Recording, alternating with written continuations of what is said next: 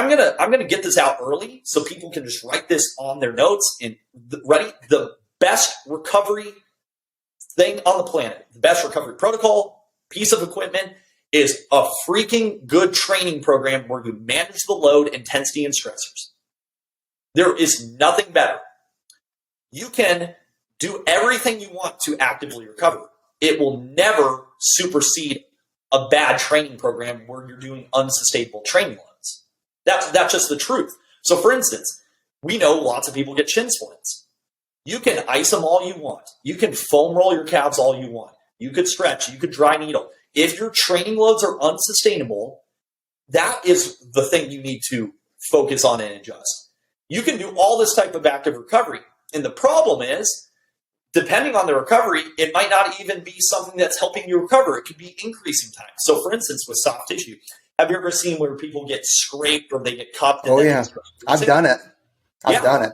Now, I'm not saying that we can't get a positive pain response or someone might enjoy it, and that's a very good thing, right? We got to take into account what people's beliefs are. If you believe a treatment works, that's powerful. But if I'm actually causing more tissue damage to tissue that's inflamed, you're just increasing recovery time. Mm-hmm. So the number one thing for people to understand is when it comes to training, you have finite resources.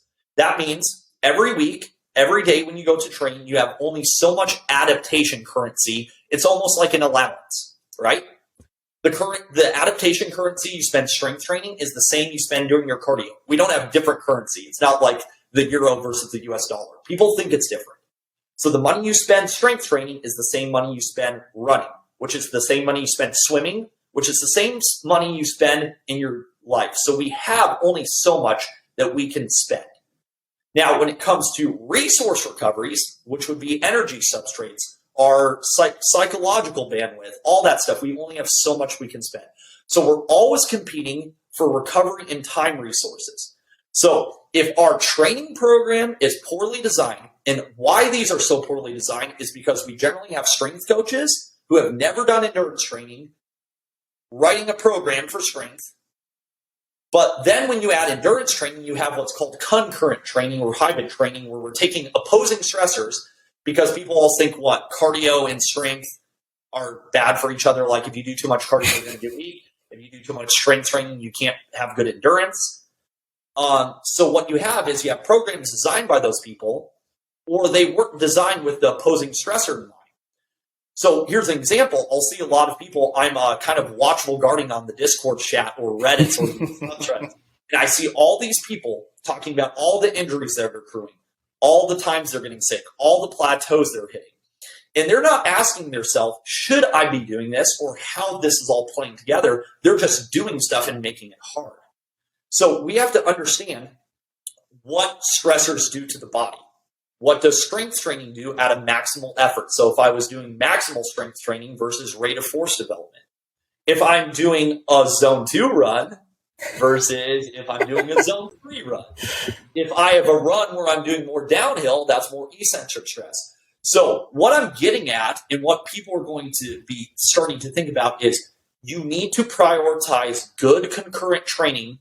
And concurrent training is where we're trying to manage or balance or juggle all these opposing stressors, which means that when I strength train, that's obviously in opposition to long endurance. And they call that the interference effect in my world, but it's something that we have to learn how to manage, right? So I want to address three things that you kind of brought up there. I'm glad that you talked about kind of the placebo effect, because, hey, if you believe that something works, or it gets you whatever you use and you believe it works, like there is something to be said for the placebo effect, whether it's scientifically effective or not, like whatever. So, you and I both acknowledge that. Two is like when I talked about the scraping, or I think it's called rolfing is the actual technical term for it. I could be wrong. Very methods, but yeah. Yeah. So like when I've done that, it's not been for a recovery type thing. It's been for a kind of a Kelly Starrett mobility, like you scrape certain areas around the ankle and the calf, and you can noticeably see the range of motion increase. And then the other thing is the coaching and training plans. Like you've seen it on Reddit, Discord, whatever, people just going ham on, you don't need a coach, just get free training plans and stuff like that. And yes, that is true. You can do free training plans. You can get yourself in enough shape to not just pass an IFT, but also cruise through the pipeline 100%. But even at an operational unit and in the pipeline, you are still provided strength and conditioning coaches that help develop plans for you, because in reality, they're just smarter than you when it comes to this kind of stuff. And they're there to get you to a place where you need to be. All that to say, like, it is smart in my eyes to get some kind of good and qualified training plan for the pipeline. Yeah, and there's tons out there, and I'm not discounting anyone's experience. Obviously, if someone's on a program and they're progressing, that's awesome. But here's the truth. Everything works for a while, but not forever.